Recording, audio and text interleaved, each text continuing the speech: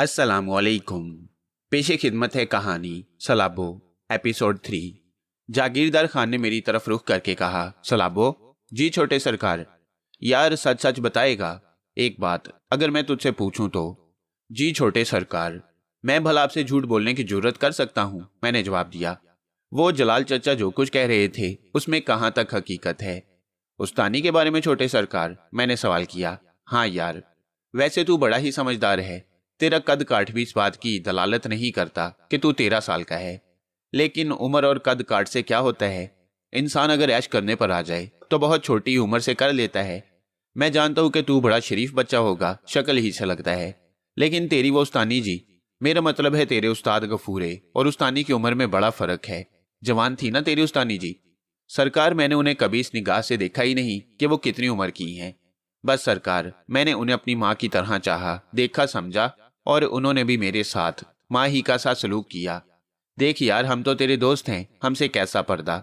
अगर कोई ऐसी वैसी बात है तो परवाह मत कर, तुझे दोबारा भी उस्तानी जी के पास खामोशी से पहुंचाया जा सकता है, ऐसे कि किसी को कानो कान खबर ना हो। बोल, अब जवाब दे। जागीरदार साहब, छोटे सरकार, आपने मेरे ऊपर इतना बड़ा एहसान किया है कि जिंदगी भर में आपके सामने सर नहीं उठा सकता। आपसे कहीं झूठ बोलूंगा छोटे सरकार? जो कुछ हुआ है सब गलत है, बिल्कुल बकवास। जलाल चचा खुद बड़े नामुराद आदमी हैं। वो उस वक्त भी दारू पीकर गफूरे उस्ताद के साथ आए थे जब यह हंगामा हुआ। और सच्ची बात तो यह है कि उन्होंने ही इस सारे मामले को हवा दी थी। और फिर उन्होंने जो कुछ चौधरी साहब के सामने मेरे और उस्तानी जी के बारे में कहा है, उसने मेरे बदन में आग दौड़ा दी। छोटे सरकार, मैं जो कुछ भी हूं मैं जानता हूं, मेरी कोई हैसियत नहीं है।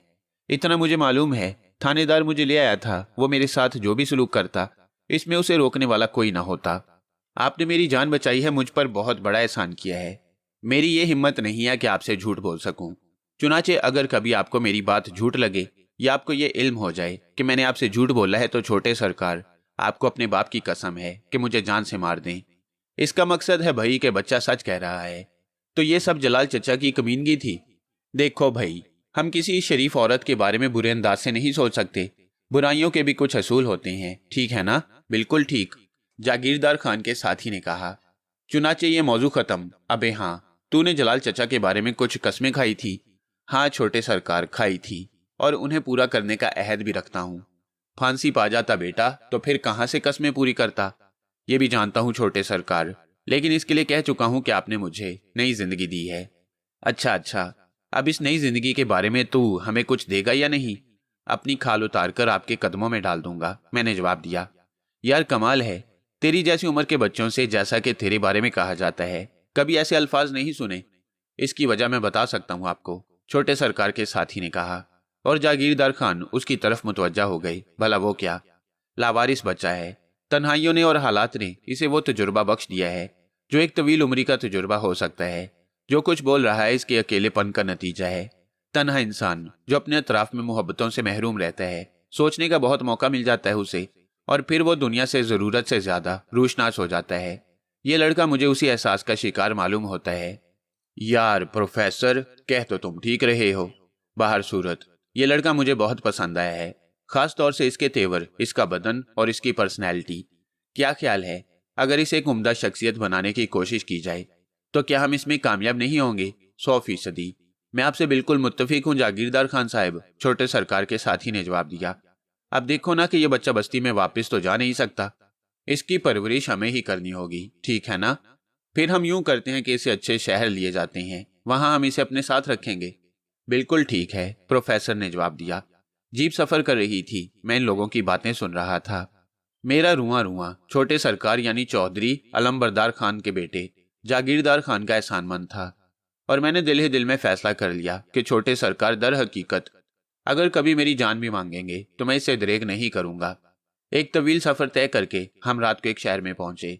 मैंने जिंदगी में पहली बार एक दूसरी बस्ती देखी थी, वरना इस बस्ती के अलावा मेरी मालूमात ही कुछ न थी। गाड़ी जब शहर में दाखिल हुई तो रोशनियों का एक बहुत बड़ा समुंदर मेरी निगाहों के सामने था। ऐसी बड़ी बस्ती मैंने कभी नहीं देखी थी।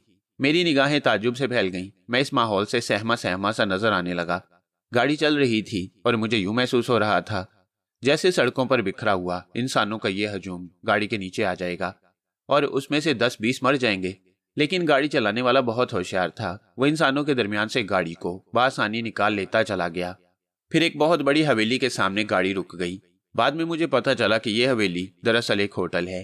होटल के एक बहुत ही खूबसूरत कमरे में, जो दर हकीकत ख्वाबों का कमरा मालूम होता था, यह परियों के परिस्तान मुझे ले जाया गया। ना जाने यहाँ कैसे कैसे सामान मौजूद थे। उस वक्त तो मुझे इनके नाम भी नहीं आते थे। बाहर सूरत जिस मसहरी पर मुझे बिठाया गया वो इतनी गुदगुदी थी कि मैं उस पर बैठते ही खड़ा हो गया। मुझे यूं महसूस हुआ जैसे मसहरी पर चादर के नीचे कुछ ना हो और मैं जमीन की गहराइयों में दफन होता जा रहा हूँ। लेकिन बाद में मुझे पता चला कि मसहरी पर एक बहुत ही नरम गद्दा बिछा हुआ था। ऐसा नरम गद्दा जिसके बारे में मैंने ख्वाबों में भी नहीं सोचा था। तो भाई सलाबो, अब तुम यहाँ आराम करो। मैं तुम्हारे बराबर दूसरे कमरे में हूँ। ये कमरा सिर्फ तुम्हारा है, जागीरदार खान ने कहा। मैं यहाँ अकेला रहूंगा? क्यों? वहां क्या उस्तानी के साथ रहते थे? जागीरदार खान ने सवाल किया और मैं शर्मिंदा सी मुस्कुराहट के साथ खामोश हो गया। डरने की बात नहीं, तुम जब चाहो बराबर वाले दरवाजे पर दस्तक देकर अंदर आ सकते हो। यहाँ बिल्कुल आराम से वक्त गुजारो। अभी तुम्हारे पहनने के लिए हमारे पास दूसरे कपड़े नहीं। रात को यहाँ रहेंगे, सुबह को फिर सफर करेंगे और अपने शहर पहुंच जाएंगे। वहां तुम्हें बड़ा आराम और इत्मीनान मिलेगा। फिर वहां बहुत सारी बातें होंगी, समझ गए? जी छोटे सरकार, मैंने जवाब दिया। दर हकीकत डर का कोई तस्वुर मेरे जहन में मौजूद नहीं था। बस ये कमरा चूंकि बहुत अजीब था और यहाँ जो चीजें मौजूद थी मुझे उनके इस्तेमाल का तरीका नहीं आता था, इसलिए मैं जरा हैरान था। छोटे सरकार और उनका साथी मुझे उस कमरे में छोड़कर चले गए। मैं कमरे का जायजा लेने लगा। हर चीज अजनबी थी सिवाय मसहरी के, जिस पर लेटा जा सकता था। लेकिन यह मसहरी भी अजीबोगरीब थी। मुझे उस पर लेटते सोते हुए डर लग रहा था। यूं महसूस होता था जैसे आदमी गहरे कुएं में जा रहा हो। डरते डरते मैं उस पर बैठा और दोबारा खड़ा हो गया। लेकिन इसके साथ ही मुझे यह एहसास हो गया था कि मसहरी सिर्फ एक हद तक दंसती है और फिर रुक जाती है। चुनाचे तीसरी बार जब मैं बैठा तो बैठा ही रहा। बड़ी नरम चीज थी। बैठने के बाद ही लेट गया और इतना लुत्फ आ रहा था मुझे कि बयान नहीं कर सकता। लेकिन मसहरी जितनी खूबसूरत थी और मैं जितना गंदा था, इसका मुझे पूरा पूरा एहसास था। इस उम्दा मसहरी पर लेटते हुए कुछ शर्म सी आ रही थी मुझे। मैं वहां ज्यादा देर तक ना रुका और वहां से उठकर उस दरवाजे पर पहुंच गया जो बाहर जाने का नहीं था। शायद इस दरवाजे की दूसरी तरफ कोई और कमरा था। मैंने इस कमरे को खोलकर देखा और मेरी आंखें ताज्जुब से फैल गईं। छोटा सा कमरा था। फर्श और दीवारें इतनी चिकनी थी कि यूं लगता था कि हाथ लगाने से मैली हो जाएंगी। ना जाने क्या क्या चीजें इनमें लगी हुई थीं, चमकदार लोहे और चीनी की चीजें। हालांकि मैंने गफूरे ढलिए के यहाँ लोहे के बहुत से पुर्जे बनाए थे। ना जाने क्या क्या चीजें बनाई थीं, दरख्त काटने की दरांती, खेत काटने के हइये और ना जाने क्या क्या। लेकिन ये गोल गोल लट्टू मेरी समझ से बाहर थे। मैंने एक माहिर मैकेनिक की तरह उनके करीब पहुंचकर इनका जायजा लेना शुरू कर दिया। एक लट्टू को जो मैंने घुमाया तो वो घूमने लगा। मुझे भी दिलचस्पी पैदा हुई और मैंने लट्टू को जोर से घुमाया। लेकिन दूसरे लम्हे बारिश शुरू हो गई। मैं उछल पड़ा। ना जाने ये छत में से बारिश कैसे निकल पड़ी। ऊपर देखा तो पानी की फवारें मेरे ऊपर पड़ रही थीं। जरा सी देर में मेरे सारे कपड़े भीग गए। लेकिन यह पानी भी एक ऐसे ही लट्टू से आ रहा था। मैंने हैरत से उस लट्टू को देखा। गोया आंखें नहीं खुल रही थी पानी के नीचे। चुनाचे जरा सा हटकर मैंने गिरते हुए पानी को देखा। थोड़ी देर के लिए मैं माजी की तमाम यादें भूल गया। इन फवारों के नीचे मैं बड़ी देर तक खड़ा रहा और मेरे कपड़ों से पानी टपकता रहा। फिर मुझे ख्याल आया कि दरवाजा तो बंद है, क्यों ना मैं कपड़े उतार कर बारिश के नीचे नहाऊं। चुनाचे मैंने ऐसा ही किया। मैं खूब नहाया। साबुन भी रखा हुआ था। साबुन मलकर मैंने अपने बदन के तमाम मैल धो डाले, जो गालिबन कब से मेरे बदन की जीनत थे। नहाने का मौका तो बार बार मिला था, लेकिन इस तरह नहीं। ज्यादा से ज्यादा अगर उस्ताद गफूरे से छुट्टी मिल जाती तो मैं नहर में नहा लिया करता। उस वक्त वाकई मेरे बदन का मैल साफ हो जाता होगा। लेकिन ऐसा कभी कभी ही होता था। खूब अच्छी तरह नहाने के बाद मुझे कपड़ों की फिक्र हुई। मेरे कपड़े तो ऐसे थे क्या बुने, बदन पर डालने से बदन के मैले होने का खतरा था। लेकिन मजबूरी थी, क्या करता। भीगे हुए कपड़ों को निचोड़ा और एक तरफ फैला दिया। लेकिन अब मुझे यह खतरा था कि कहीं कोई दरवाजा खोलकर अंदर ना आ जाए, क्योंकि दरवाजा बाहर से बंद था। चुनाचे मैं इस नहाने की जगह से बाहर न निकला। निचोड़े हुए कपड़ों को मैंने थोड़ी देर तक तो फैलाए रखा और इसके बाद मैंने उन्हें गीला ही पहन लिया और आकर बेड पर लेट गया। न जाने कितना वक्त गुजरा था और दरवाजे पर आहट सुनाई दी। 2 आदमी अंदर आ गए। इनके साथ जागीरदार खान का आदमी भी था। उन्होंने हाथ में खाने की चीजें संभाली हुई थी, जो मेरे सामने रख दी गई, और जागीरदार साहब के आदमी ने कहा, खा लो इन्हें और इसके बाद आराम करो। अब सुबह तक तुम्हारे पास कोई नहीं आएगा। खाने पीने की चीजें भी इस कमरे की तरह ही अजीब थीं। मैंने चक चक कर देखी, सब बेहद मजेदार थी। और फिर जिस हद तक जो चीज मेरे पेट में जा सकती थी मैंने अंदर रख ली। और इसके बाद आराम से लेट गया। पेट भर गया था, दिन भर की थकन थी, चुनाचे सो गया। दूसरे दिन खासे दिन चढ़े जागा, किसी ने मुझे जगाने की कोशिश ही नहीं की, मैं खुद ही जागा था। जागने के बाद मैं हैरान परेशान बैठा हुआ था कि अब क्या हो। फिर ख्याल आया कि जरा बाहर निकल कर तो देखूं बाहर क्या हो रहा है। दरवाजे पर पहुंचा ही था कि जागीरदार साहब का आदमी मेरे सामने पहुंच गया। जाग गए तुम? जी हाँ, मैंने जवाब दिया। ठीक है, मैं नाश्ता भिजवा देता हूँ, नाश्ता कर लेना और उसके बाद रवानगी की तैयारियां कर लेना, उस शख्स ने कहा और मैंने सादतमंदी से गर्दन हिला दी। इतने ऐशो इशरत में बसर हो रही थी, अब तो मजे आ गए। चुनाचे क्या जरूरत थी कि इन लोगों से चूंचरा की जाए। चुनाचे जैसा वो कहते रहे मैं करता रहा। तकरीबन उस वक्त सूरज खूब चढ़ चुका था। एक बार फिर हमने सफर शुरू कर दिया। मैं अब बहुत खुश और मसरूर था। जागीरदार खान अब खामोशी से बैठा हुआ था और उसका आदमी ड्राइविंग कर रहा था। काफी तवील मुसाफत के बाद उस वक्त जब सूरज ढल रहा था, हम एक अजीमो शान बस्ती में पहुंच गए। उस बस्ती में इतनी ऊंची ऊंची इमारतें थीं जिन्हें गर्दन उठाकर देखने से दहशत लगती। मैंने तो कभी ख्वाब में इतनी ऊंची इमारतों के बारे में नहीं सोचा था, लेकिन अब इतनी हैरतें सामने आ चुकी थीं कि किसी नई बात पर हैरत करने की हिम्मत नहीं रही। मैंने सोचा खामोशी से सब कुछ देखता रहूं। ये छोटे सरकार तो जादूगरों की बस्ती में ले आए थे, लेकिन ये बस्ती कितनी खूबसूरत थी इसका अंदाजा मुझे बखूबी हो रहा था। गाड़ी एक ऐसी खूबसूरत इमारत में रुकी कि बस मेरे बयान से बाहर है। दोनों तरफ हरी हरी घास लगी हुई थी। बीच में इमारत के दरवाजे तक जाने का रास्ता था। दरवाजा बहुत बड़ा था, वहां गाड़ी खड़ी करने की जगह भी थी और बहुत ही चौड़ी चौड़ी सीढ़ियां बनी हुई थीं। जागीरदार जी नीचे उतर गए और उन्होंने अपने आदमी से कहा, इसे ले जाओ और इसके कपड़े सिलवाओ, बाकी मामलात मैं खुद तय करके जाऊंगा। उन्होंने अपने आदमी को हुक्म दिया और उनके आदमी ने गर्दन हिला दी। अंदर का माहौल बिल्कुल वैसा ही था जैसा मैं पहले देख चुका था, यानी जिस कमरे में मुझे पहुंचाया गया वो उतना ही खूबसूरत था। वैसे ही फर्श बिछा हुआ था उस पर, जिसमें पांव टखनों तक धन से चले जाते। मुझे अपने लिबास को देखकर शर्म आ रही थी, लेकिन यह मसला भी बहुत जल्दी हल हो गया। दो लड़कियां अंदर आईं। कैसे अजीब लिबास पहने हुए थे उन्होंने, मैंने ख्वाब में भी ऐसे लिबास नहीं देखे थे।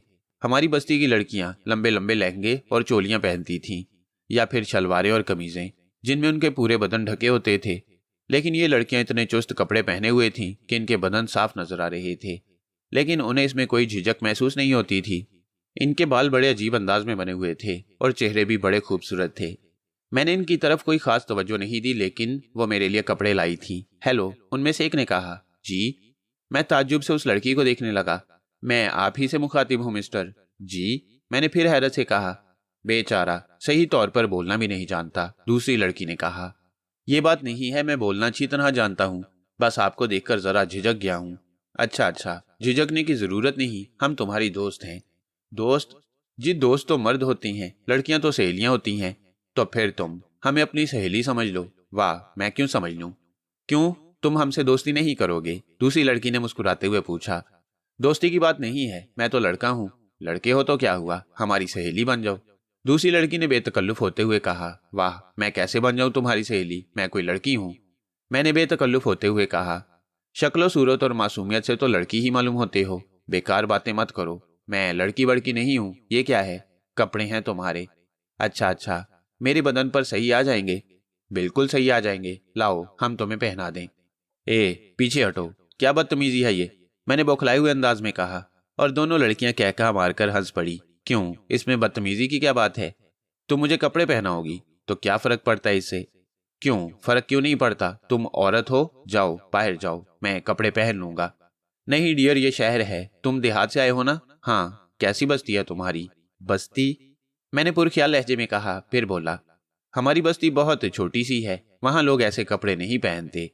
फर्क होता है ना हर जगह में, वहां लोग ढीले ढाले और सादा कपड़े पहनते होंगे, जैसे कि तुम पहने हुए थे, लेकिन यहाँ कपड़े पहनने का अंदाज ये है। अब देखो ना, ये कपड़े जो तुमने पहने हुए ऐसे कपड़े हैं जो यहाँ बेडरूम में इस्तेमाल की जाती हैं। बेडरूम समझते हो? ये क्या होता है? मैंने सवाल किया। कमरा, एक ऐसा कमरा जिसमें तुम रहते हो, जहां सोते हो। अच्छा अच्छा, इसे बेडरूम कहा जाता है।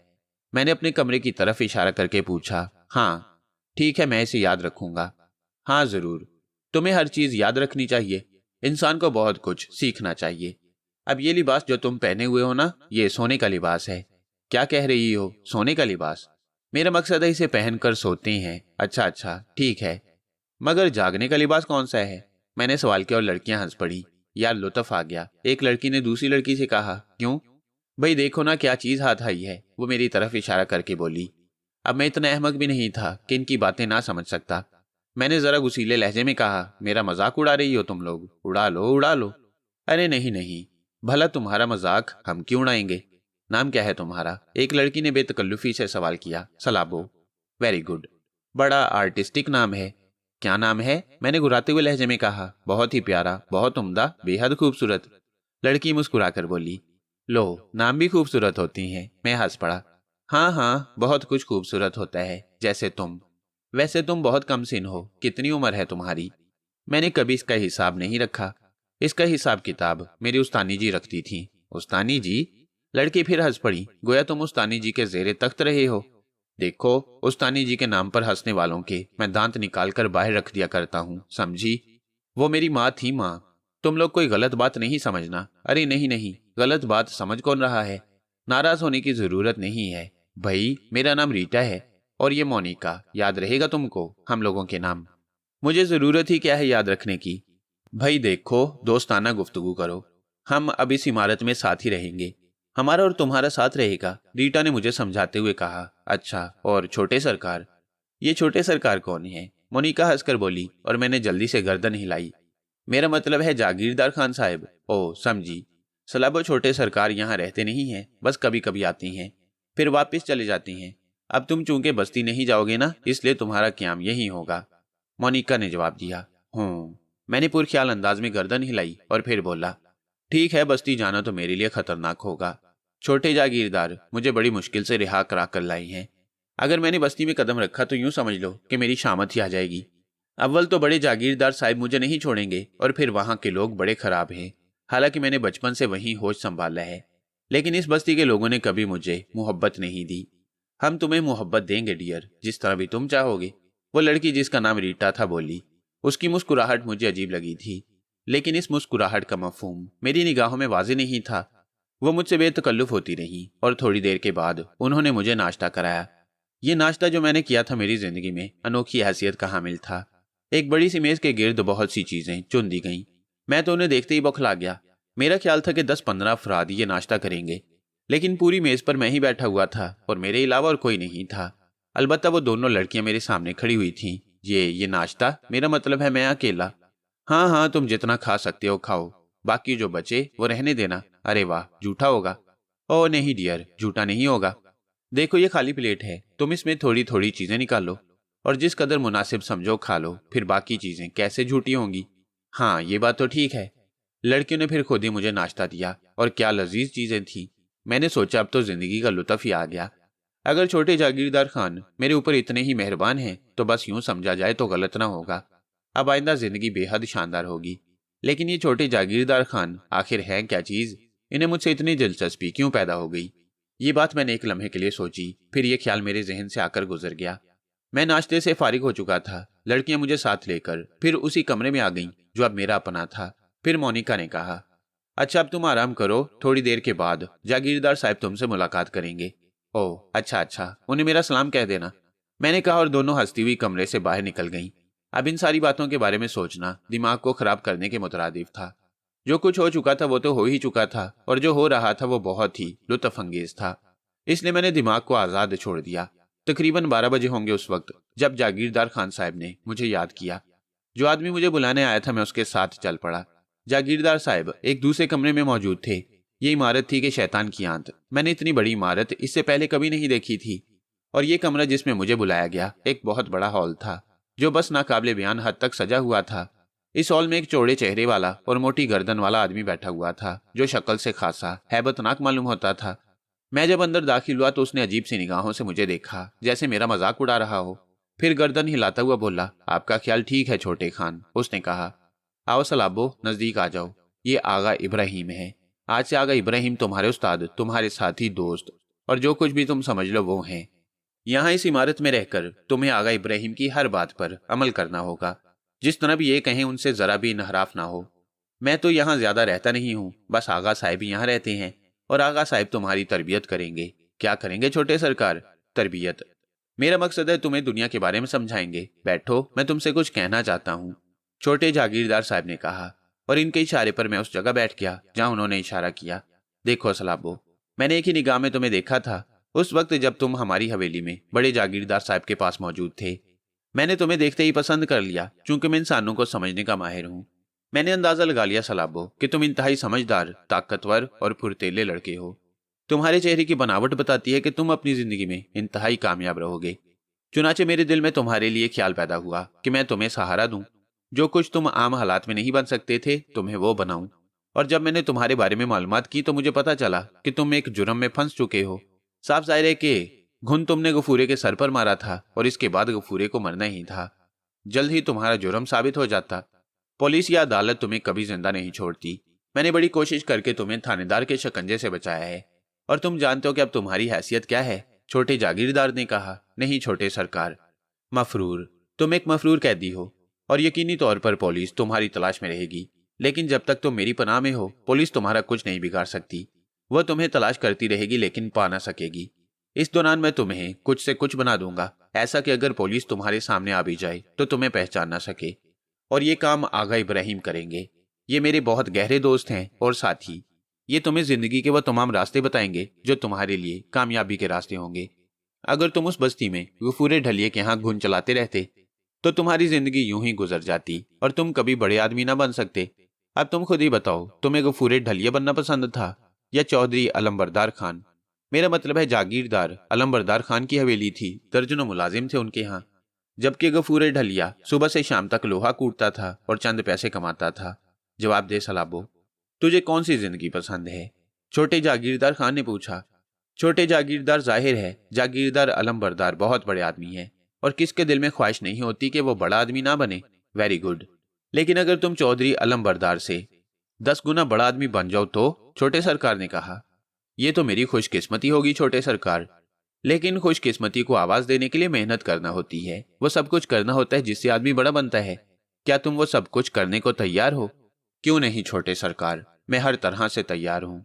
और अगर आप मेरी मदद पर आमादा हैं तो फिर मैं वो सब कुछ कर लूंगा जो आप चाहेंगे सरकार। Very good. छोटे सरकार ने मोहब्बत भरे अंदाज में मेरे शाने पर हाथ रखते हुए कहा, और फिर आगा इब्राहिम की तरफ रुख करके बोले, सुना आपने आगा साहब, मैंने गलत आदमी का इंतखाब तो नहीं किया? नहीं जागीरदार खान, बिलाशुबा मुझे इस लड़के के तेवर बड़े अच्छे नजर आ रही हैं। मुझे यकीन है कि ये काम का आदमी बन जाएगा। तो बस, तो फिर सोचना क्या है, आप बना देना इसे काम का आदमी। मैं आज ही यहाँ से चला जाऊंगा, देखूंगा कि क्या कुछ हो रहा है इसकी तलाश में। पुलिस क्या कर रही है और क्या राय है लोगों की इसके बारे में। सबसे बढ़कर यह कि हमें इसकी हिफाजत भी करनी है। इसकी तो आप फिक्र ही ना करें, भला किसकी मजाल है जो इस पर हाथ डाल सके। आगा साहब ने कहा। बाकी से दुनिया की सारी चीजों से रूशनास होना चाहिए। आप इसकी तरबियत जिस अंदाज में करेंगे आपको मालूम है, जागीरदार खान ने कहा। ठीक है, मैं आपके मिशन में बराबर का शरीक हूँ। आगा इब्राहिम हंसते हुए बोले। मैं भी बिला वजह ही मुस्कुराने लगा, हालांकि उनकी बातें मेरी समझ में नहीं आ रही थी। अभी तो मैं इस माहौल से कोसों पीछे था, लेकिन जो कुछ मैं सुनता था उसे ज़हन नशीन करने की कोशिश जरूर करता, ताकि बहुत जल्द इन लोगों के करीब आ खड़ा हूं। ये मेरी दिली ख्वाहिश थी, और शायद मेरे अंदर इसकी सलाहियत भी थी कि मैंने इन मामलात को तवील अरसा लगाने की बजाय बहुत जल्द तय कर लिया। मेरा मोहसिन, मेरा दोस्त जागीरदार खान चला गया। आगा इब्राहिम बहुत बागो बहार किस्म की शख्सियत का मालिक था। हर वक्त हंसता हंसाता रहता। वो लतीफ़े भी सुनाता था, लेकिन लतीफ़े अभी मेरी समझ में नहीं आते थे। रीटा और मोनिका साय की तरह मेरे पीछे लगी रहती। इन लड़कियों के बदन देख देख कर बाज़ औक़ात मुझे शर्म का एहसास होने लगता। अभी तक मेरे जहन में इनके लिए कोई खास बात पैदा नहीं हुई थी। अलबत्ता इन 4 ही दिनों में वो मेरी गहरी दोस्त बन गई, और मैंने उन्हें दोस्त की हैसियत से कबूल कर लिया। अभी हम लोग कोठी तक ही महदूद थे। रीटा और मोनिका ने दोस्ती के अंदाज में मुझसे कहा था कि सलाबो, अब तुम अपनी बस्ती से निकल कर आए हो, अब तुम मुस्तकबिल के बहुत बड़े आदमी बनने वाले हो। चुनाचे क्यों ना तुम बड़े आदमियों के से अंदाज सीखो। भला वो कैसे? मैंने पूछा। भाई शर्त यह है कि तुम हमें दोस्त समझो। वो तो मैं समझ चुका हूँ, हालांकि तुम्हें कायदे से मेरी सहेलियां होना चाहिए। सहेलियां और दोस्त में कोई फर्क नहीं होता, ये तो जुबान का मामला है, जो दिल चाहे कह लो। ठीक है, मैं तुम्हें अपना दोस्त समझता हूँ, मैंने जवाब दिया। तो फिर देखो, आज तुम्हारे नए लिबास आएंगे। हमारे हाथों से लिबास पहनो और जो कुछ हम कहें करते रहो, हमारी बातें मानो। देखो, बेवकूफ़ी की बातें मत करो। जब मैं अपने हाथों से कपड़े पहन सकता हूँ तो तुम्हारे हाथों से क्यों पहनूं? मैंने झिल्ला कर कहा। इसलिए कि हम दोस्त हैं। वाह, ये कोई दोस्ती हुई? तो और क्या, यही तो दोस्ती है। रीटा ने मुस्कुराते हुए कहा। मैं ऐसी दोस्ती को नहीं मानता। दोस्ती तो बहुत से लोगों में होती है, लेकिन क्या वो एक दूसरे को कपड़े पहनाते हैं? नहीं, दरअसल जदीद दुनिया में मेरा मकसद है कि शहर में और देहात में फ़र्क होता है। शहर के लिबास पहनने के लिए तुम्हें कुछ दिन मश्क करना होगी। हम तुम्हें वही मश्क तो करा रहे हैं। जब तुम अपने हाथों से ये सारे लिबास पहनना सीख जाओगे, हम तुम्हें इसके लिए मजबूर नहीं करेंगे, समझे? तुम बड़ी बेशरम लड़कियां हो। तुम्हें मुझे लिबास पहनाते हुए शर्म नहीं आएगी? नहीं। वो क्यों? इसलिए कि हम दोस्त हैं, दोनों लड़कियों ने कहा। बाहर तो और देखा जाएगा, लिबास तो आ जाएं, मैंने जवाब दिया। लिबास दोपहर को ही आ गए। वाकई खूबसूरत लिबास थे।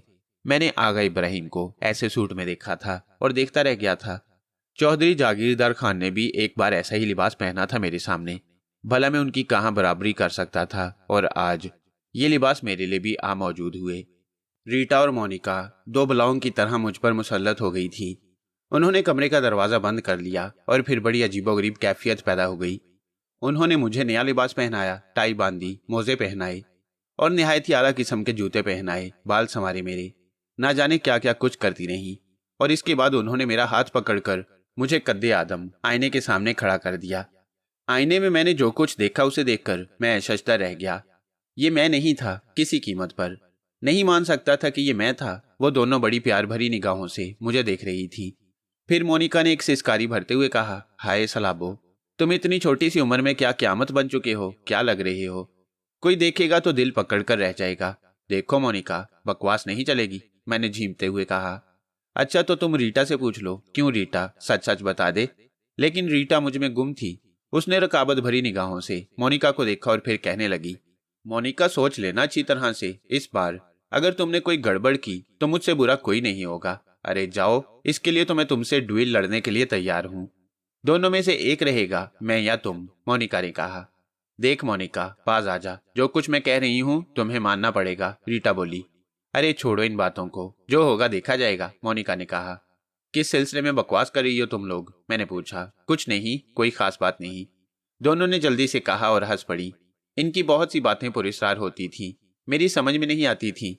फिर उन्होंने मेरा हाथ पकड़कर कहा, आओ तुम्हें आगा साहब के सामने पेश करें। आगा साहब मौजूद हैं? मैंने पूछा। हाँ, आ गई हैं, मोनिका ने जवाब दिया और मैं उनके साथ चल पड़ा। चलते हुए मुझे जरा दिक्कत हो रही थी। ऐसे जूते और कपड़े मैंने पहले कभी नहीं पहने थे। ज्यादा से ज्यादा दो पट्टियों की चप्पल पहनी थी। अव्वल तो कहीं जाना नहीं होता था, घुन पर खड़ा होता था तो नंगे पांव, घर में रहता तो नंगे पांव। हाँ, कभी मेले वेले में चला जाता तो जूते पहन लेता था। वैसे भी लिबास वगैरह के सिलसिले में मैंने कभी बहुत ज्यादा गौर नहीं किया। लेकिन अब जबकि मैंने ये लिबास पहना तो मेरा दिल चाह रहा था कि ऐसे ऐसे अच्छे अच्छे लिबास पहना करूं। आगा इब्राहिम साहब अपने कमरे में मौजूद किसी किताब को देख रहे थे। जब मैं दाखिल हुआ तो उन्होंने पलटकर मुझे देखा। उन्होंने पहली निगाह सरसरी अंदाज में डाली, लेकिन फिर वो एकदम ही चौंक पड़े। उन्होंने किताब रख दी और जल्दी से खड़े हो गए। उनकी आंखें हैरत से फैल गईं। मेरे पीछे मोनिका और रीटा खड़ी मुस्कुरा रही थी। ये तुम मोनिका, ये वो, मेरा मतलब है ये सलाबो ही है। खुदा की पनाह, वाकई ये तो सलाबो ही है। ओह खुदा की पनाह, वेरी गुड। भाई क्या बना दिया तुम लोगों ने इसे, वंडरफुल। हमने नहीं बनाया आगा साहब, ये तो बने बनाए थे। बस यूं समझिए कि इनकी तराश खराश बाकी थी, मोनिका ने हंसते हुए कहा। भाई कमाल हो गया, और मैं कायल हो गया अपने उस जागीरदार खान का। कैसा हीरा तलाश किया है मोनिका, सच बताओ, सारी बातों से हटकर बताओ कि ये क्या चीज है। आगा इब्राहिम हैरत से बोले, बहुत शानदार, वाकई बहुत शानदार, बहुत ही अनोखी, मोनिका ने जवाब दिया। भाई वेरी गुड, कमाल हो गया, आगा साहब ने कहा और फिर मुस्कुराते हुए मेरी तरफ देखने लगे। आओ भाई सलाबो बैठो, क्या महसूस कर रहे हो इस लिबास में? ज्यादा अच्छा नहीं, वो अपना ढीला ढाला लिबास? नहीं भाई, ढीले ढाले लिबास की बात मत करो। तुम एक चुस्त और चालाक आदमी हो, एक शानदार नौजवान। भला अभी से तुम्हें ढीले ढाले लिबासों से दिलचस्पी क्यों पैदा हो गई? जिंदगी तो तेज रवि का नाम है। अपने हर फेल में, हर कदम में चुस्ती और चालाकी पैदा करो। तुम्हें इस दुनिया से लड़ना है। लड़ना है? मैंने ताज्जुब से पूछा। हाँ, हर एक पर अपनी बर्तरी साबित करनी है, समझे? तुम आम आदमी नहीं हो, जागीरदार खान के पट्टों में से हो। पट्ठा समझते हो? हाँ, जिस तरह पहलवानों के पट्टे होते हैं, मैंने मुस्कुराकर कहा। बिल्कुल, चौधरी जागीरदार खान बहुत बड़ा पहलवान है, लेकिन तुम नहीं समझते। चौधरी अलमबरदार खान भी नहीं समझते कि उनका बेटा क्या है। वो तो सिर्फ ये जानते हैं कि जागीरदार खान शहर में रहता है, पढ़ता है और छोटा मोटा कारोबार भी कर रहा है। लेकिन ये छोटा मोटा कारोबार आज अगर जागीरदार खान चाहे तो चौधरी अलमबरदार की जमीनों को खड़े खड़े खरीद सकता है।